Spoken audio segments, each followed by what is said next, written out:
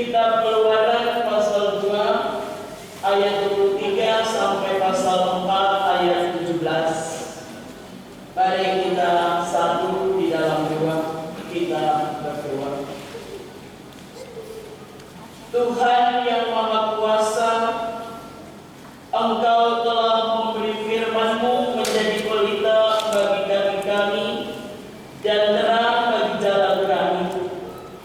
Berilah oleh Roh Kudus telinga kami mendengar dan hati kami rindu akan firman-Mu. Berilah firman-Mu menjadi kesukaan kami, agar kami bertumbuh dalam kasih-Mu dan mengenal Engkau sebagai Tuhan dan Juru Selamat. Amin. Demikianlah firman Tuhan bagi kita bersama dari Kitab Keluaran pasal 2 ayat 23 sampai pasal 4 ayat 17 dengan berikut pembacaan Musa diutus Tuhan.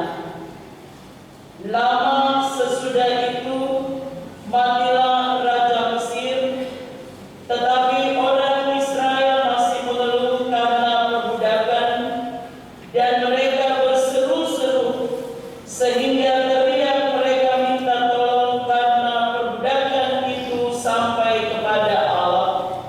Allah mendengar mereka mengerang, lalu Ia mengingat kepada perjanjiannya dengan Abraham, Ishak dan Yakub. Maka Allah melihat orang Israel itu dan Allah memperhatikan mereka.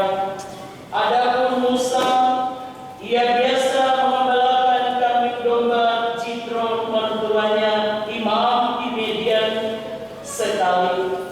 Ketika ia mengiring kambing domba itu ke seberang padang gurun sampai ia ke gunung Allah, yakni gunung Horeb, lalu malaikat Tuhan menampakkan diri kepadanya di dalam nyala api yang keluar dari semak duri.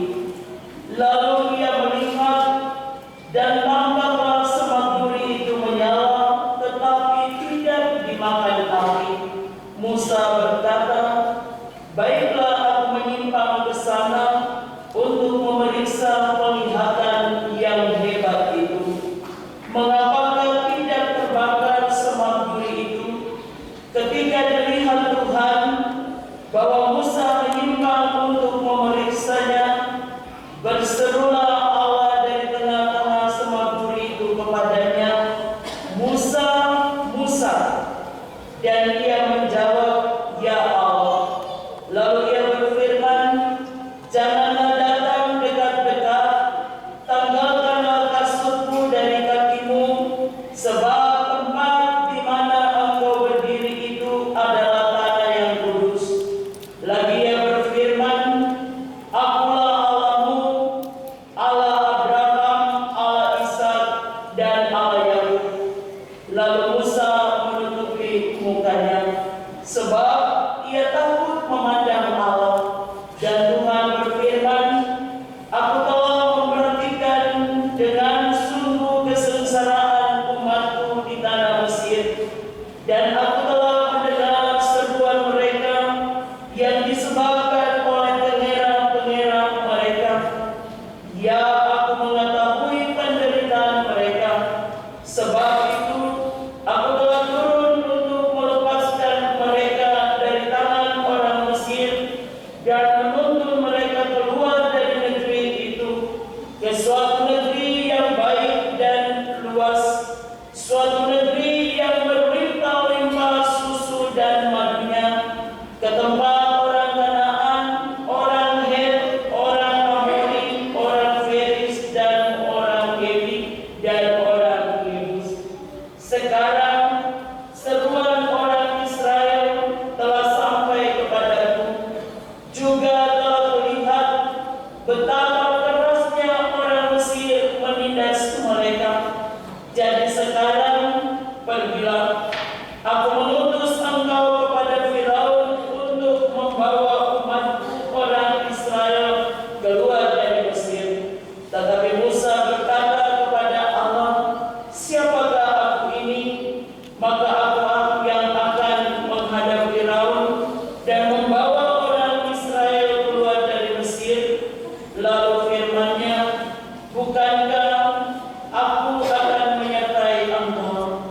inilah tanda bagimu bahwa aku yang mengutus engkau.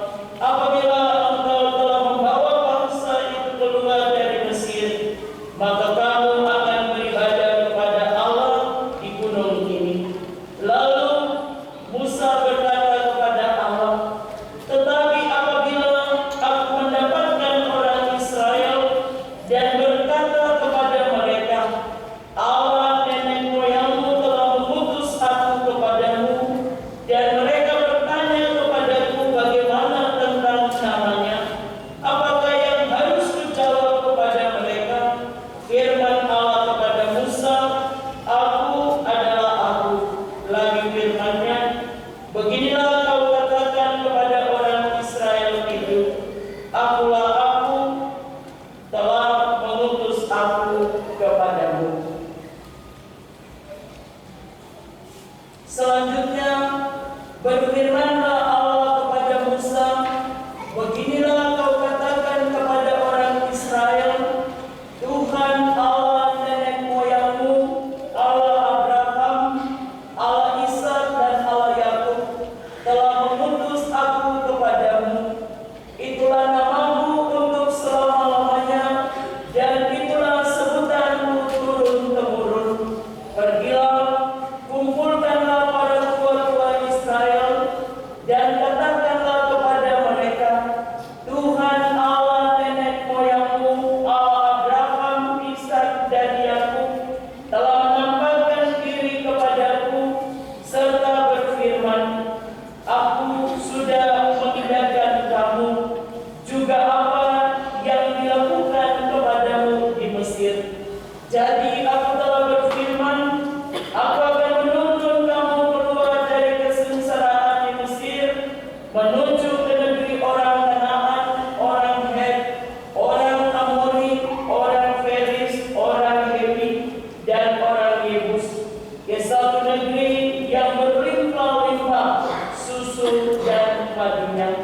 Dan bila mana mereka mendengarkan perkataanmu, maka engkau harus beserta para tua-tua Israel pergi kepada Raja Mesir, dan kamu harus berkata kepadanya, Tuhan Allah orang Ibrani telah menemui kami. Oleh sebab itu, izinkanlah kiranya kami pergi ke padang gurun 3 hari perjalanan jauhnya untuk mempersembahkan korban kepada Tuhan Allah kami. Tetapi aku tahu bahwa Raja Mesir tidak akan membiarkan kamu pergi, kecuali dipaksa oleh tangan yang kuat. Tetapi aku akan mengacungkan tanganku dan memukul Mesir dengan segala perbuatan yang ajaib yang akan kulakukan di tengah-tengahnya. Sesudah itu, Dia akan membiarkan kamu pergi, dan aku akan membuat orang Mesir bermurah hati terhadap bangsa ini, sehingga apabila kamu pergi, kamu tidak pergi dengan tangan hampa, tetapi tiap-tiap perempuan harus meminta dari tetangganya dan dari perempuan yang tinggal di rumahnya barang-barang perak dan emas dan kain-kain yang akan kamu kenakan kepada anak-anakmu lelaki dan perempuan. Demikianlah kamu akan merampasi orang Mesir itu. Lalu sahut Musa, bagaimana jika mereka tidak percaya kepadaku dan tidak mendengarkan perkataanku, melainkan berkata, Tuhan tidak menampakkan diri kepadamu. Tuhan berfirman kepadanya, apakah yang di tanganmu itu? Jawab Musa, tongkat. Firman Tuhan, lemparkanlah itu ke tanah. Dan ketika dilemparnya ke tanah, maka tongkat itu menjadi ular, sehingga Musa lari meninggalkannya. Tetapi firman Tuhan kepada Musa, ulurkanlah tanganmu dan peganglah ekornya. Musa ulurkan tangannya, ditangkapnya ular itu, lalu menjadi tongkat di tangannya, supaya mereka percaya bahwa Tuhan Allah nenek moyang mereka, Allah Abraham,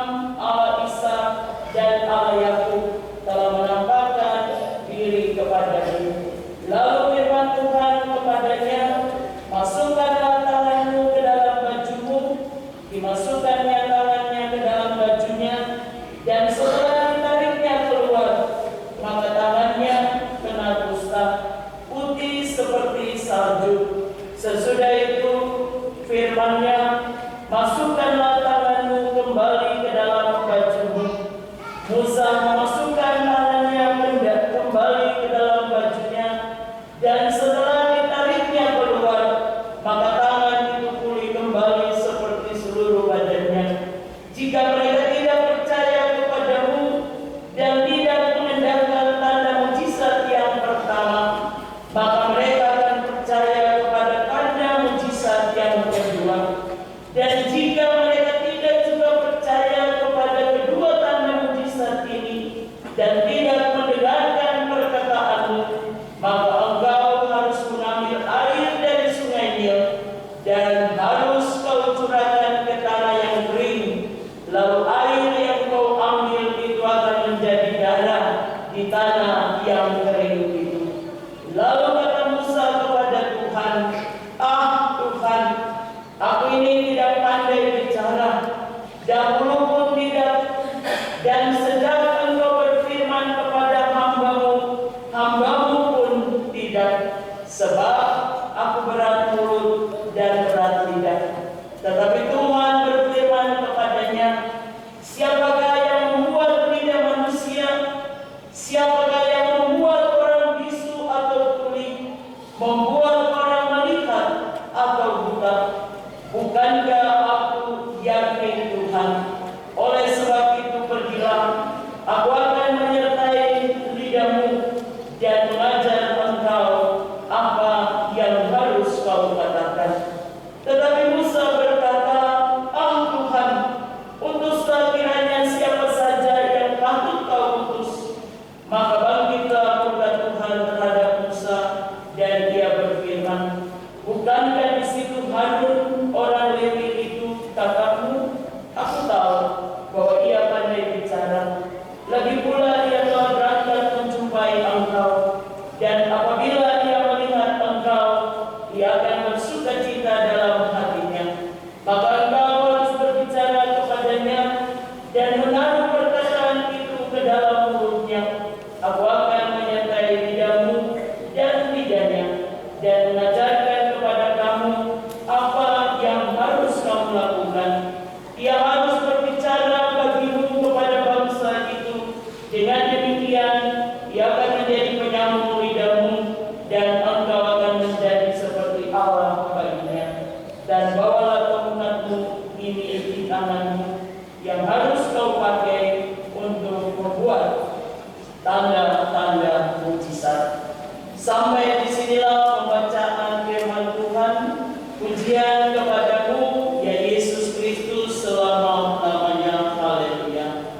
Jemaat Tuhan yang dikasihi Yesus Kristus, kita bersama-sama telah mengikuti pembacaan firman Tuhan dari dalam kitab Keluaran pasal 2, mulai dari ayat 23 sampai dengan pasal 4 ayatnya yang ke-17, tentang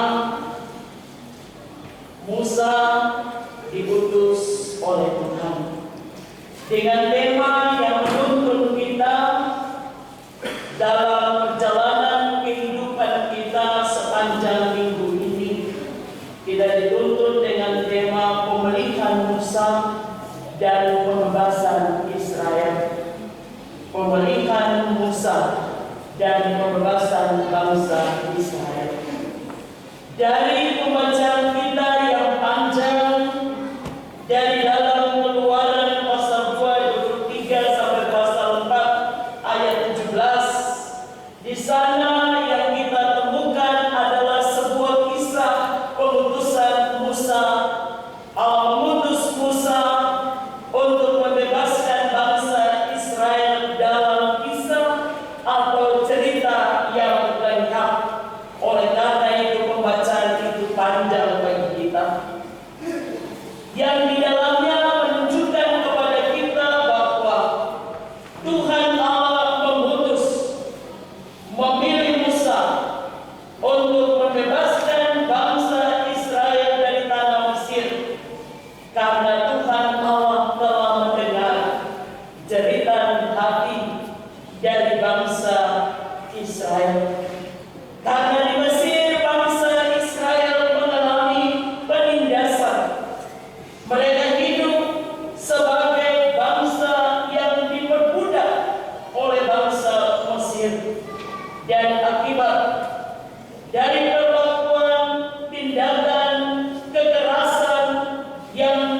dialami oleh bangsa Israel di Mesir.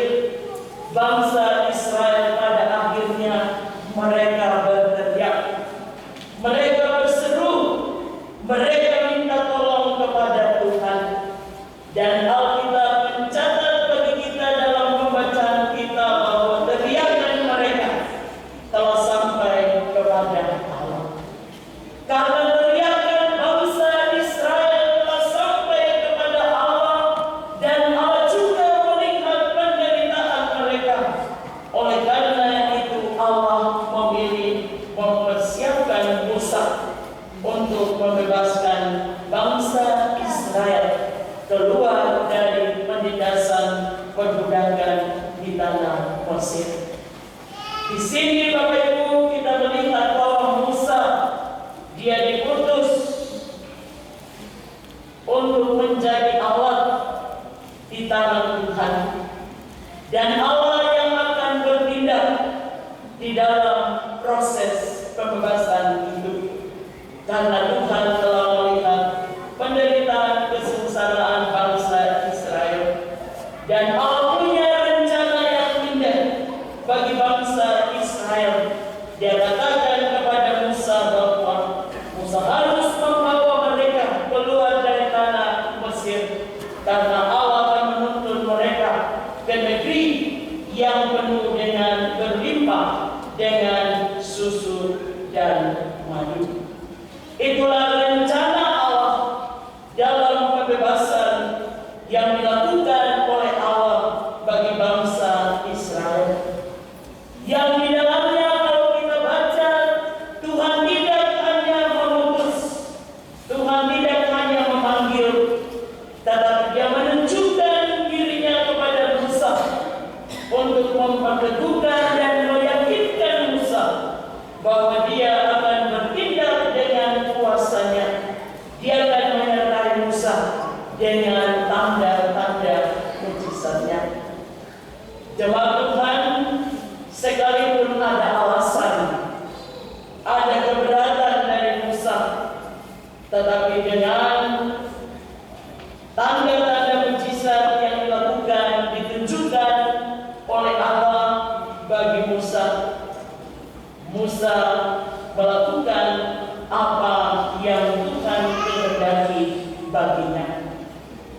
Dia pergi dan membebaskan bangsa Israel bersama dengan saudaranya Harun keluar dari tanah Mesir. Di hari ini jemaat Tuhan, kita dituntun dengan tema pemerintahan Musa dan pembebasan Israel. Kalau Musa diutus untuk membebaskan bangsa Israel, dan di sana ada tindakan Allah dalam tanda-tanda kehadiran Allah yang menyertai Musa, sehingga setiap kemenangan diraih oleh Musa dalam perjalanan menuntun bangsa Israel. Dalam kehidupan kita sebagai manusia, kita juga telah mengalami pembebasan yang dilakukan oleh Allah bagi kita karena kasih-Nya yang besar. Allah membebaskan kita melalui anaknya Yesus Kristus. Kita dibebaskan dari belenggu dosa. Setiap kita dibebaskan, diselamatkan dari belenggu dosa. Yang kalau kita katakan bagi kita itu diperoleh dengan cuma-cuma. Yang Rasul Paulus katakan bukan usaha kita, tetapi itu adalah pemberian Allah, kasih karunia Allah bagi kita. Oleh karena itu, setiap kita yang telah diselamatkan, yang telah dibebaskan oleh Allah di dalam Yesus Kristus, setiap kita pun dipanggil, diutus untuk menjadi saksinya di tengah-tengah dunia ini. Pertanyaan bagi kita dalam perjalanan kehidupan setiap kita yang telah diselamatkan, yang telah menerima kasih karunia Allah secara cuma-cuma kepada kita ketika kita dipanggil olehnya. Kita dipanggil oleh Allah untuk menjadi awalnya di tengah-tengah dunia ini. Kalau kita belajar dari Musa, ada pertimbangan dari Musa, tetapi Tuhan Allah menguatkan Musa dengan firman-Nya bahwa Dia berkuasa dan Dia menyertai Musa. Dan yang bagi Musa tidak mungkin, segala sesuatu tidak ada yang mustahil di dalam Dia. Oleh karena itu Allah menghendaki Musa setia, Musa dengar, dan Musa lakukan perintah itu. Ketika Bapak Ibu dan saya dipanggil untuk melayani Tuhan, kita dipanggil untuk melayani Tuhan, menjadi saksinya awalnya di tengah dunia ini. Itu adalah berkat. Itu adalah kasih karunia yang Tuhan peruntukkan bagi kita. Karena Tuhan punya rencana dalam jalan hidup kita manusia. Kita harus menerimanya dan melakukannya. Karena sebagai manusia kita tidak bisa mengerti dan memahami rancangan Tuhan ketika kehendak Tuhan itu kita tidak jalani. Ketika kita jalani, barulah kita mengerti. Seperti ada ujian, dulu aku tidak mengerti, tetapi sekarang aku mengerti bahwa rencana Tuhan itu indah. Ketika kita dipanggil, dipercayakan untuk ada dalam satu barisan untuk melayani Dia sebagai alatnya yang kecil, di sana telah bersedia berkat anugerah dalam hidup kita. Tetapi ketika Bapak Ibu dan saya menolaknya, itu berarti berkat itu Tuhan ambil daripada kita. Seringkali dalam hidup ini kita pun sama seperti Musa. Ketika Tuhan menginginkan kita, menghendaki untuk kita menjadi awalnya, karena Dia tahu dan Dia mengenal kita pasti bisa, karena Dia yang menjadikan kita. Tetapi kadang kita tidak melihat hal itu. Tetapi yang sering kali kita katakan seperti Musa, kita berdalih, kita menolak dengan alasan-alasan yang kita buat. Kita katakan, aduh, kenapa saya? Kalau saya tidak bisa. Saya ini sibuk, pekerjaan paling banyak sekali. Dia sudah, yang itu boleh, kalau saya jangan. Nanti kalau saya ada waktu, baru saya melayani Tuhan. Ini seringkali kita katakan untuk melepaskan diri kita dari tanggung jawab untuk melayani Tuhan. Padahal Dia memperhatikan hidup kita. Dia memperhatikan tantangan pergumulan hidup kita. Dia tidak pernah meninggalkan kita. Dia memberkati kita. Dia tidak pernah melupakan kita. Dia adalah Tuhan yang peduli dengan kita. Tetapi kadang kala kita hanya mau menerima yang baik daripadanya. Kita mau menerima mujizat-mujizat dan berkat-berkatnya di dalam hidup. Tetapi ketika Dia memanggil kita untuk menikmati kasih-Nya dan berkat-Nya di dalam hidup, Dia memanggil dan mengutus kita untuk menyatakan shalom Allah kepada sesama kita. Kadang-kala kita enggan untuk menerima panggilan-Nya.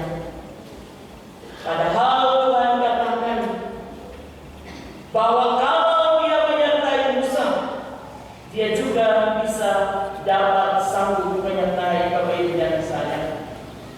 Sehingga Dia katakan, siapa yang membuat lidah? Siapa yang dapat melakukan semuanya? Bukankah aku yang mengerjakan semuanya?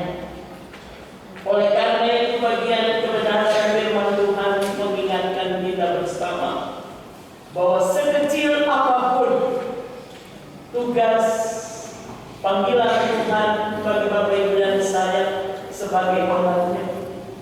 Mungkin bagi kita itu tidak bernilai, tetapi kalau kita dipanggil sebagai alat Tuhan, kita mengerjakan segala pekerjaan dengan setia, sekalipun mungkin kita sebagai penyapu di rumah Tuhan, sebagai pastor.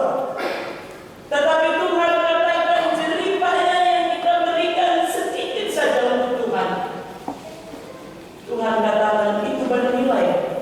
Mungkin bagi manusia yang bernilai adalah pekerjaan-pekerjaan yang besar, tetapi bagi Tuhan pekerjaan-pekerjaan yang kecil ketika dilakukan untuk kemuliaan nama Tuhan, di sana firman Tuhan mencatat jerih payahmu tidak sia-sia. Dan bukankah ketika kita mengakhiri kehidupan ini, kita tidak membawa sesuatu yang bernilai yang kita kejar di dunia ini, tetapi yang kita bawa adakah berkas-berkas kehidupan yang baik yang kita bawa pulang sebagai bekal menuju kepada kekekalan yang abadi. Firman Tuhan di saat ini mengingatkan kita bahwa sekalipun kita menganggap bahwa pekerjaan Tuhan adalah dikhususkan bagi orang-orang tertentu, tetapi bagi Tuhan kita semua telah diselamatkan, kita telah dibebaskan, kita telah dimerdekakan.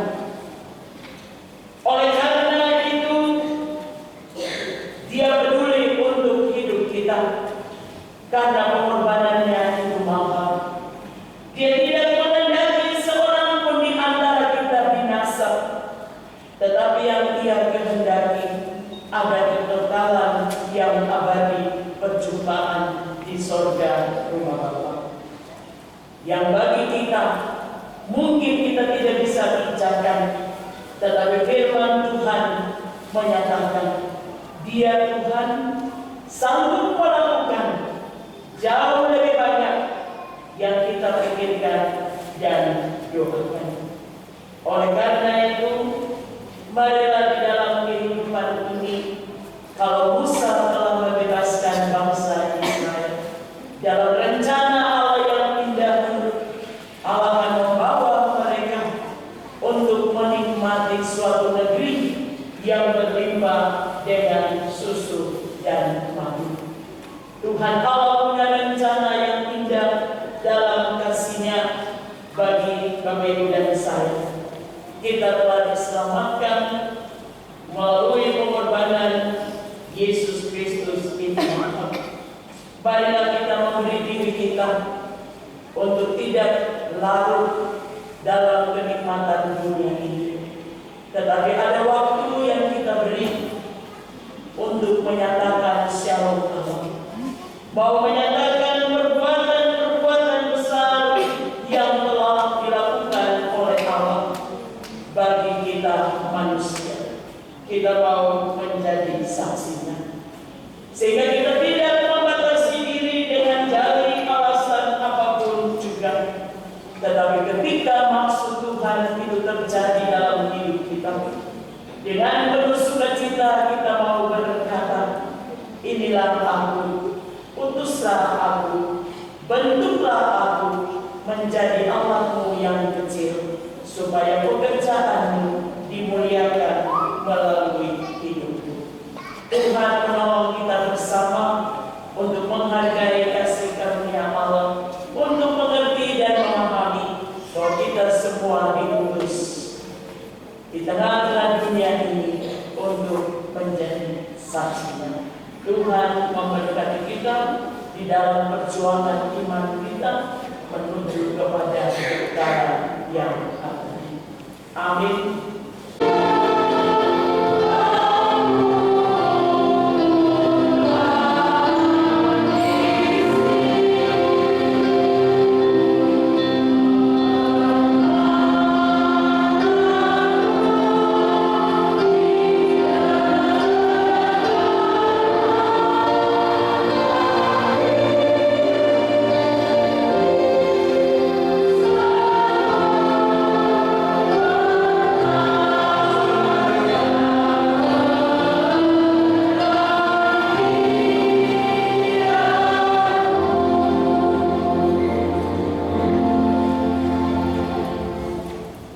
Kebaptisan anak Mahesa Prawira Meta Meti.